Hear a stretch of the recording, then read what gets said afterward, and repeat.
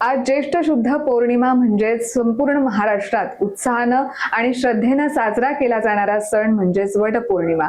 पतीच्या दीर्घायुष्यासाठी आणि 7 जन्माच्या साथीसाठी आज सुवासिनी महिला वडाच्या झाडाची पूजा करतात। आज रत्नागिरी शहरातील विठ्ठल मंदिराच्या परिसरात सकाळपासूनच महिलांची प्रचंड गर्दी पाहायला मिळतेय। पारंपरिक पद्धतीनं सजलेल्या मराठी सुवासिनींचा हा थाट आज या सणाचा आनंद द्विगुणित करतोय। वडाचं झाड हे दीर्घायुष्याचं आणि मजबूतीचं प्रतीक मानलं जातं। म्हणूनच जन्मोजन्मी हाच पती मिळू दे या प्रार्थनेसोबतच आपल्या कुटुंबाला सुख समृद्धी लाभू दे याच भावना मनात ठेवून महिला वडाला 7 फेऱ्या मारून सूत गुंडाळून पूजा करताना दिसतायत। शहरात पावसाचा जोर वाढत असताना देखील महिला वर्ग भिजून हा सण मोठ्या उत्साहात आणि आनंदी वातावरणात साजरा करताना पाहायला मिळत आहेत। प्रहार डिजिटलसाठी शुभम पवार, रत्नागिरी। नमस्कार। वटपौर्णिमेच्या सगळ्यांना खूप खूप शुभेच्छा। आज हिंदू संस्कृतीतील खूप महत्त्वाचा सण हा वटपौर्णिमा मानला जातो। यात सत्यवान सावित्रीचे महत्त्व हे सांगितले जाते।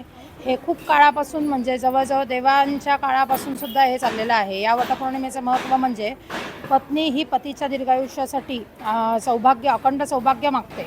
7 जन्म मला हाच पती मिळावा असे त्याचे महत्त्व सांगितले जाते। सावित्रीने सत्यवानाचे प्राण परत आणले म्हणजे काय केले तर यमाकडे सत्यवानासाठी प्रार्थना करून यमाचा धावा करून सत्यवानासाठी यमाकडून सत्यवानाचे प्राण परत मागवले। एवढं या सणाचं महत्त्व आहे। त्या सणामुळे आज वटपौर्णिमा ही त्या काळापासून जवळजवळ आत्ताच्या तरुणाईपर्यंत सुद्धा हा सण खूप महत्त्वाचा आहे। याचे जसे जसे शास्त्रात जाल तसे खूप खोलांतर खूप महत्त्व आहे। हिंदू संस्कृती आहे ही आणि यासाठी स्त्रिया म्हणजे मुख्य म्हणजे नवीन लग्न झालेल्या स्त्रिया तर खूप जोशात तयारी करतात। दरवर्षी ही खरं हिंदू संस्कृतीच्या याच्यात वटाला म्हणजे वडाच्या झाडाला 7 प्रदक्षिणा घालायच्या। गुरुजी शास्त्रशुद्ध पंचामृती पूजा सांगतात। पूजा सांगून शेवटची ही अशी व्याख्या आहे की दोरा बांधून सत्यवानाकडे आपल्या पतीचे प्राण मागून आणायचे की जेणेकरून माझा पती कोणीही नेऊ नये। यासाठी यमाशी ती भांडलेली होती सावित्री, याने सगळे मानले जाते।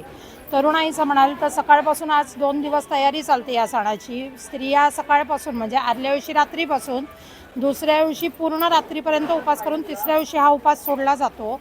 याला आंबा 60 ह्या सगळ्याचे उपासाला नैवेद्य दाखवले जातात।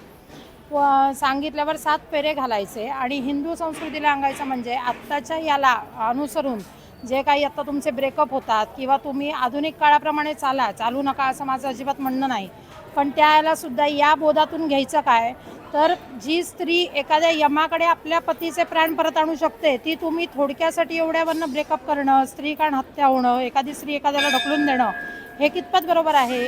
तर हे किंबहुना पूर्णपणे चूक आहे की वाद झाले म्हणून याला हे करणं अपोज जाणं आणि एखाद्याचं प्राण घेणं हे चुकीचंच आहे। जर सावित्री सत्यवानाशी भांडून आपल्या पतीचे प्राण परत आणू शकते तर आत्ता आधुनिक एवढं सायन्स पुढे गेलेलं आहे तुमच्या याला, तर तुम्ही का असं करता तर तुम्ही तांतंत्र बाळगून समजुतीने हे विषय सोडवून हाताळून आणि टाईमपास हा न करता तुम्ही पूर्णपणे एखाद्या माणसाचे पतीचेच नव्हे तर सगळ्या समस्त पुरुष वर्गाचा आदर करायलाच हवा।